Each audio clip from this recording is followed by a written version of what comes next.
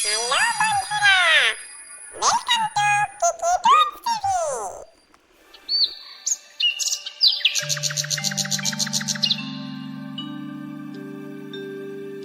বিষ্ণুপুর গ্রামে রামদাসের ছিল একটা ছোট্ট চায়ের দোকান। সেই দোকান ছোট হলে কি হবে, ভালোই বেচাকেনা হতো। গ্রামের সকলে রামদাসের বানানো চা খেতেই পছন্দ করত। রামদা, ও রামদা, এখানে 2 কাপ চা দিও তো। তোমার সেই স্পেশাল চাটাই দিও, যেটা আমরা সবাই খুব পছন্দ করি, বুঝলে? হ্যাঁ বাবু, বুঝেছি। আপনাদের সেই চাটাই বানাচ্ছি। এই উনুনে জল বসিয়েছি, একটু 2 মিনিট সময় দিন আমাকে, আমি বানিয়ে দিচ্ছি। একটু বাদে রামদাসের বউ রূপা সেখানে আসলো এবং সে রামদাসকে উদ্দেশ্য করে বলল, এই আমি একটু বাজারে যাচ্ছিলাম, তাই ভাবলাম দোকান থেকে একটু ঘুরে যাই। ভালো মেঘ করেছে আজকে। দুপুরবেলা তুমি ঠিক সময়ে খেতে চলে এসো। বাবুরা, আমি আসছি, আবার দেখা হবে। বউ চলে যেতে রামদাস দোকানে বসে থাকা খদ্দেরের সাথে বলতে কি লাগলো, যে করি বাবু, এই চায়ের দোকানে আর সংসার চলছে না। বউটা আজকাল সারা দিন খেটে মরে, বাজারে গিয়ে মাঠের থেকে শাক পাতা নিয়ে গিয়ে বিক্রি করে। এই গ্রামে চা বিক্রি করে আর টাকায় বা হয়। ভাবছি শহরে গিয়ে একটা যদি দোকান দিতে পারি। আপনারা কি বলেন? কথা ঠিক বলেছো তুমি, যে শহরে চায়ের দোকানে ভালো ইনকাম আছে, কিন্তু তুমি শহরে গিয়ে দোকান দেবে, সে তো অনেক টাকার ব্যাপার। তোমার কি অত নগদ টাকা আছে শহরের মতো জায়গায় গিয়ে একটা চায়ের দোকান দেবে? সে তুমি ভেবে দেখো কি করবে। আমার মতে তুমি এই চায়ের দোকানে আরো কিছু জিনিস বাড়াতে পারো, তাহলে দেখবে তোমার দোকানের খরিদারি আরো বেড়েছে। তা আপনি মন্দ বলেননি বাবু।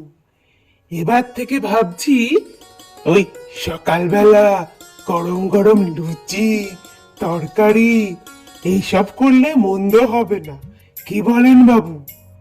শুধু ভালো হবে না, ফাটাফাটি বুদ্ধি বের করেছো।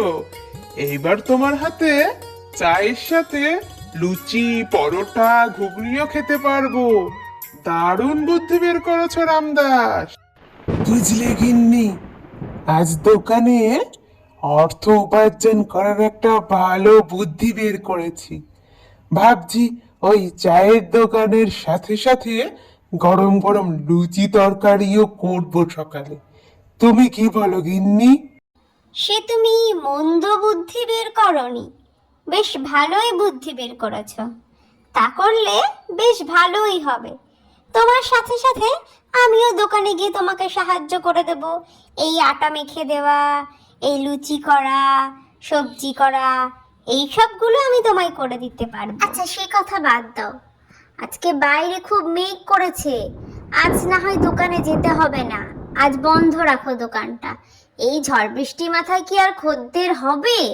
আজকে আর যেতে হবে না তোমাকে। এ বলো তুমি, আমি কোথায় ভাবছি কিভাবে ইনকাম বাড়ানো যাবে, আর তুমি বলছো দোকান বন্ধ করে বৃষ্টি পড়ছে তাই নাকি বাড়িতে বসে থাকতে হবে।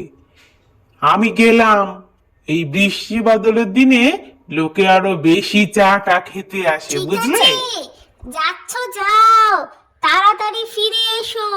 সন্ধ্যের পর পরে চলে এসো, বেশি রাত করো না তুমি। এই যা যা, বাড়ি থেকে বেরোতেই যে ভিজে গেলাম, তা হোককে যা। যাই এখন দোকানটা খুলে বসি, যা 2-4টে খদ্দের পাওয়া যায়। গিন্নির কথা শুনে বাড়িতে তো আর বসে থাকা যায় না। না, সেই বিকেল 4টের সময় দোকান খুলেছি, তখন থেকে সন্ধে হয়ে গেল, একটা খদ্দেরও তো আজকে আসলো না। কি যে করব, গিন্নির কথা শুনে বাড়িতে থাকলেই মনে ভালো হতো, কেউ তো আসছেই না আজকে আর। যাই, দোকানটা বন্ধই করে দিই না হয়। সন্ধে গড়িয়ে রাত হয়ে গেল। রাত 11টাও বেজে গেল, তবুও রামদাস খদ্দেরের অপেক্ষায় বসেই থাকলো দোকান খুলে। খানিক বাদে রামদাস দূরে দেখতে পেল এক বয়স্ক বুড়ি তার দোকানের দিকে আসছে। ওই তো একজন খদ্দেরকে দেখতে পেয়েছি। এতক্ষণ দোকান খুলে রাখার ফল তবু হয়েছে কিছু, কিন্তু এই বৃষ্টির রাতে বুড়িমা রাস্তায় একা বেরিয়ে কি বা করছে? যা করে করুক, আমার খদ্দের হলেই হলো।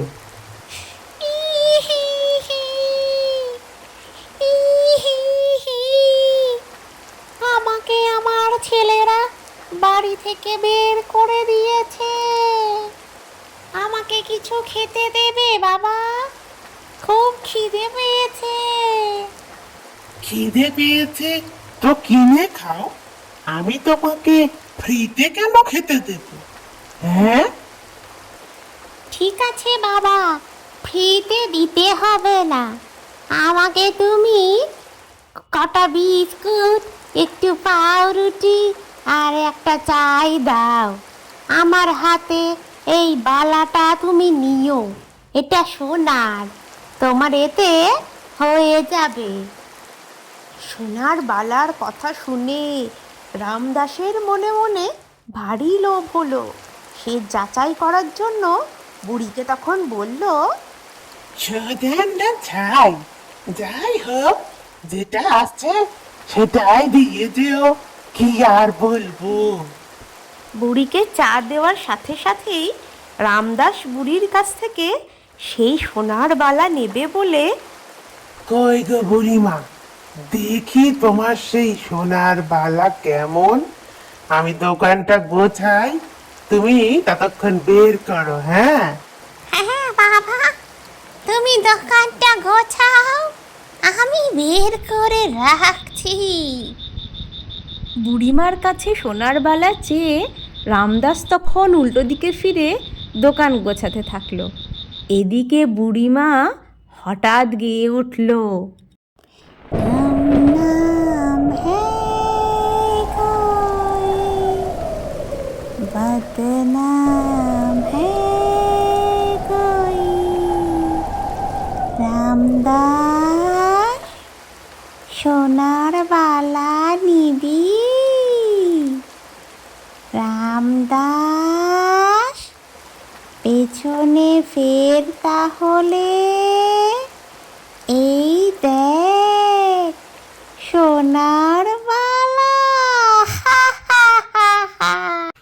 ওরে বাবা রে, কি ভয়ঙ্কর দৃশ্য!